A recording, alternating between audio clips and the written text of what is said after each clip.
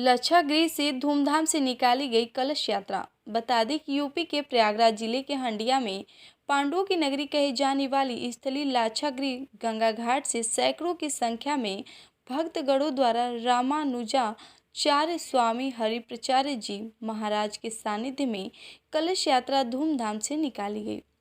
इस दौरान कलश यात्रा लाक्षागृह नगरी से होते हुए हंडिया पहुंची, जहां से धनुपुर के चक्र सुदर्शन में आयोजित कार्यस्थल पर पहुंची। इस दौरान रामानुजाचार्य स्वामी हरिप्रचार्य जी महाराज ने बताया कि कलश यात्रा के साथ साथ पंचांग पूजन यज्ञ प्रारंभ किया जाएगा। साथ ही साथ 2 नवंबर मंगलवार को श्रीमद सहस्त्र चंडी महायज्ञ कार्यक्रम का समापन किया जाएगा। देखिए प्रदीप मिश्रा की रिपोर्ट।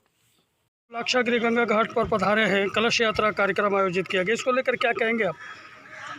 कलश यात्राएं तो बहुत होती हैं,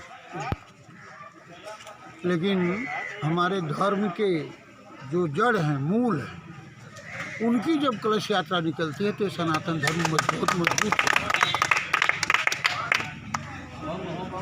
इन्होंने अभी महाराज जी ने अभी आप लोगों को स्टेटमेंट दिया, जितनी कलश यात्राएं निकलती होंगी, चाहे वो सहस्त्र चंडी हो, चाहे भागवत हो, चाहे किसी भी प्रकार के धर्म के कार्य हो, कलश यात्रा निकलती है, कथा होती है, तो उसमें कहीं न कहीं पर्सनल की बातें लगी रहती हैं। महाराज जी ने क्या कहा, ये हमारे देश की सनातन धर्म की, इस हिंदुस्तान की जो मूल है, जड़ है, उसको पकड़े हुए हैं। ये तो हमारी सौभाग्य है कि इन लोगों का दर्शन इस समय कलश यात्रा पर माँ सुरसरी भगवती भागीरथी के सानिध्य में इनका दर्शन हो गया। ये हमारी किस्मत है। सब यात्रा प्रारंभ की गई है, ये क्या है और कहाँ से शुरुआत हो रही है, कब इसका समापन होना है? ये कलश यात्रा हमारे हंडिया क्षेत्र से, जहाँ के हमारे देखिए सामरेलाल जी प्रत्याशी भारतीय जनता पार्टी के थे। इसी क्षेत्र में यहाँ 19 वर्ष पूर्व से इस बार 19वां सहस्त्र चंडी महायज्ञ है, जो प्रत्येक वर्ष विश्व कल्याण के लिए, समस्त प्राणिमात्र कल्याण का उद्देश्य बना करके इस यज्ञ को पूरा किया जाता है और अपने समय से अपने समय तक चल करके बराबर पूर्ण होता है। विशेषकर भारतवर्ष की रक्षा हेतु इसका जो है मुख्य उद्देश्य है। ये आज 25 तारीख से प्रारंभ होकर के 2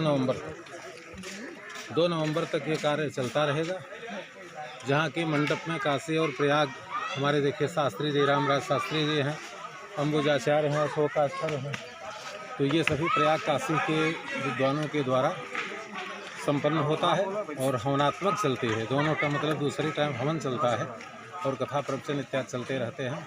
इस प्रकार से इस विश्व कल्याण के यज्ञ का प्रमुख उद्देश्य रहा है कि पूरे विश्व में शांति रहे और समता का भाव हो पूरे विश्व में, किसी भी देश से किसी भी देश की लड़ाई युद्ध इत्यादि न हो और हमारा देश स्वस्थ रहे, आरोग्य रहे, समृद्ध रहे और भारतवर्ष जिस प्रकार से प्रधानमंत्री नरेंद्र मोदी और प्रदेश में बैठे हुए योगी की सरकार है, इसको एक छत्र चलाने का काम करते हैं।